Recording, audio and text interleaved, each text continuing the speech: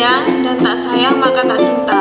Maka izinkanlah saya memperkenalkan diri dengan teman-teman semuanya.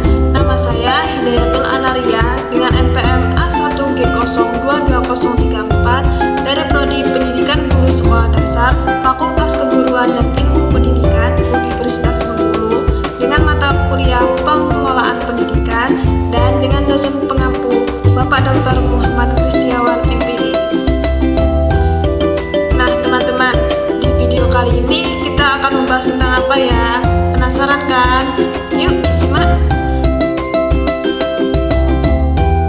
Nah teman-teman, dalam video kali ini kita akan membahas tentang konsep manajemen pendidikan tingkat sekolah menengah. Pasti teman-teman sudah penasaran kan? Yuk kita bahas bareng-bareng. Nah, dalam materi konsep pendidikan tingkat sekolah menengah ini ada beberapa materi yang akan kita bahas teman-teman, yaitu yang pertama, konsep manajemen mutu sekolah menengah. Yang kedua, sasaran mutu pendidikan. Dan yang ketiga, karakteristik menjadikan sekolah yang bermutu. Oke, kita masuk ke pembahasan materi yang pertama, yaitu konsep manajemen mutu sekolah menengah. Apa sih yang dimaksud dengan konsep manajemen mutu sekolah menengah itu, teman-teman? Nah, sebelum kita tahu apa itu konsep manajemen mutu sekolah menengah, kita harus tahu dulu teman-teman, sekolah menengah itu apa?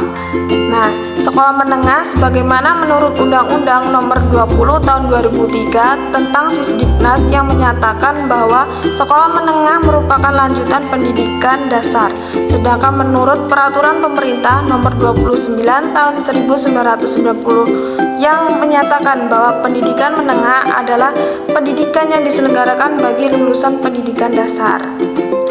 Jadi, manajemen mutu sekolah menengah adalah upaya yang dilakukan dalam memperbaiki kualitas sebuah lembaga pendidikan tingkat menengah seperti SMP, SMA, SMK, atau MA guna tercapainya tujuan pendidikan.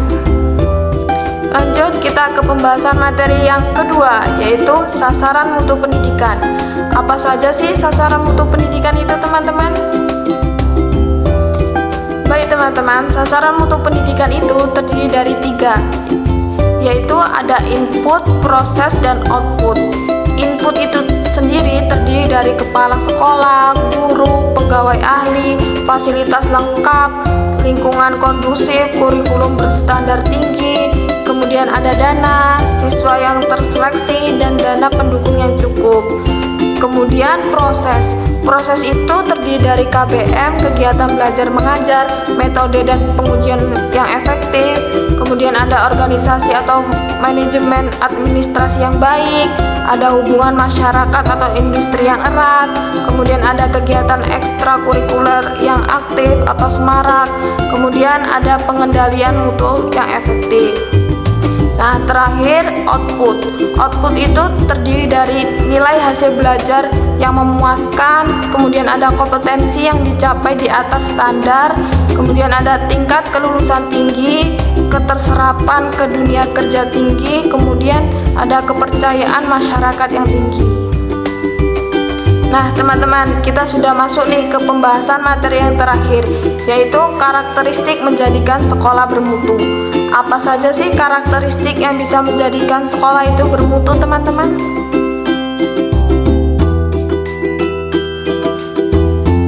Yang pertama, hal-hal yang diperlukan untuk mengelola sekolah, yaitu pertama, memahami fungsi sekolah serta maksud dan tujuan pendidikan cita-cita bangsa. Yang kedua, memahami kebijakan pemerintah dalam bidang pendidikan dan undang-undang Sisdiknas. Yang ketiga, memahami standar pendidikan yang ditetapkan. Yang keempat, memahami prinsip manajemen dan administrasi. Yang kelima, memahami kurikulum dan pengembangannya. Yang keenam, memahami tuntutan kebutuhan peserta didik atau life skill dan tuntutan masyarakat. Dan yang ketujuh, memiliki visi dan misi. Nah, yang kedua, sasaran mutu hasil pendidikan.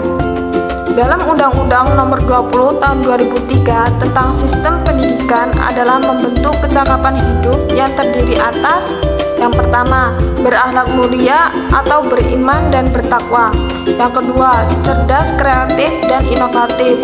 Yang ketiga, cakap berkomunikasi atau bersosialisasi. Yang keempat, menguasai ilmu pengetahuan. Yang kelima, terampil bekerja.